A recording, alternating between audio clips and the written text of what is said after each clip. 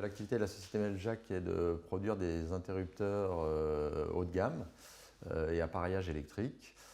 Personnellement, je dirige cette entreprise depuis 4 ans, après avoir dirigé précédemment une entreprise dans le prêt-à-porter féminin de luxe. L'aventure est née dans les années 80. André Bousquet était alors électricien et faisait des chantiers très haut de gamme. Et ses clients lui demandaient des produits un petit peu plus beaux que ce qu'il y avait sur les marchés où l'interrupteur tout plastique était présent à l'époque. Et c'est vrai qu'il a mis quelques années à trouver cette touche finale, inspirée des années 30. Il a développé la goutte d'eau, qui est devenu vraiment le produit symbolique de Meljac. Déjà, je pense que produire en France, c'était un élément très important pour nous et c'est une histoire de philosophie. André Bousquet n'aurait jamais imaginé de produire ailleurs parce qu'il avait besoin d'être capable de transmettre ses valeurs, l'amour de son produit avec des équipes à proximité. Et je pense que c'est ça vraiment à l'origine qui a conduit le choix de produire en France. Alors le produit est fabriqué en France à toutes les étapes de fabrication. On commence par le choix des fournisseurs. Si on peut donner la priorité à un fournisseur français, on va le faire.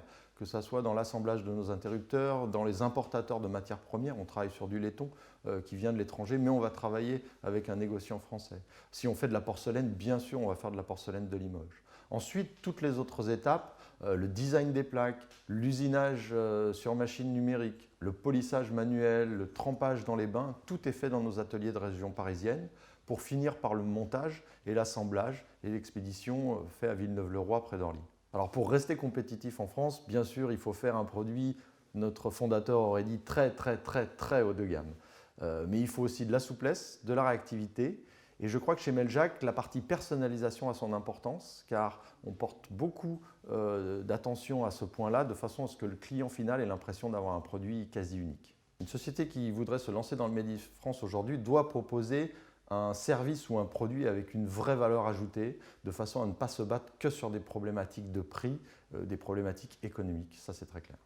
Alors, la certification Origine France Garantie a d'abord été faite pour porter l'entreprise à l'international, parce que ce genre de label est vraiment reconnu. Je pense que la fabrication française est reconnue dans le monde.